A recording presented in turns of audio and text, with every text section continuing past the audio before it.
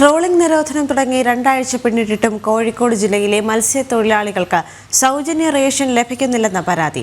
അർഹമായ റേഷൻ ലഭിക്കാത്തതിൽ പ്രതിഷേധവുമായി രംഗത്തെത്തിയിരിക്കുകയാണ് മത്സ്യത്തൊഴിലാളികൾ. 52 ദിവസം നീണ്ടു നിൽക്കുന്ന ട്രോളിംഗ് നിരോധനം ജൂലൈ 31-നാണ് അവസാനിക്കുക. ഈ മാസം 9-ന് അർദ്ധരാത്രിയിലാണ് സംസ്ഥാനത്ത് ട്രോളിംഗ് നിരോധനം ആരംഭിച്ചത്. മത്സ്യത്തൊഴിലാളികളെ സംബന്ധിച്ചിടത്തോളം വറുതിക്കാലം. എന്നാൽ ട്രോളിംഗ് നിരോധനം തുടങ്ങി 2 ആഴ്ച പിന്നിട്ടിട്ടും മത്സ്യത്തൊഴിലാളികൾക്ക് അർഹതപ്പെട്ട സൗജന്യ റേഷൻ ലഭിച്ചിട്ടില്ല.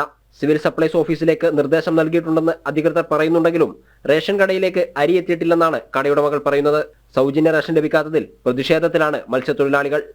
ഈ ഒരു സമയത്ത് ലഭിക്കേണ്ട ഒരു റേഷൻ ഞങ്ങൾക്ക് ഇതുവരെ ഈ സമയം വരെ എത്തിയിട്ടില്ല.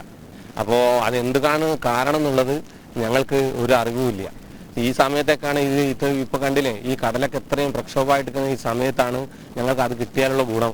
നമ്മളിപ്പോൾ അധ്വാനിച്ചിട്ട് ഇനിയിപ്പോൾ 500 100 കിട്ടുകയാൽ ചിലപ്പോൾ നമ്മൾ എന്തെങ്കിലും ഭക്ഷണ സാധനങ്ങളൊക്കെ വാങ്ങും. പക്ഷെ ഈ സമയത്ത് കിട്ടിയെങ്കിൽ അതിന്റെ ഗുണമുള്ളൂ. പക്ഷെ അതിന്റെ ഒരു സാധ്യതയും ഇപ്പൊ നിലവിൽ കാണുന്നില്ല. ട്രോളിംഗ് നിരോധന സമയത്ത് ലഭിക്കേണ്ട പല സമാശ്വാസ പദ്ധതികളും കൃത്യസമയത്ത് ലഭിക്കുന്നില്ലെന്നും നേരത്തെ ആരോപണമുണ്ടായിരുന്നു. മത്സ്യമേഖലയോടുള്ള അവഗണന അവസാനിപ്പിക്കാൻ സർക്കാർ തയ്യാറാവണമെന്നാണ് തൊഴിലാളികളുടെ ആവശ്യം. ജനം, കോഴിക്കോട്.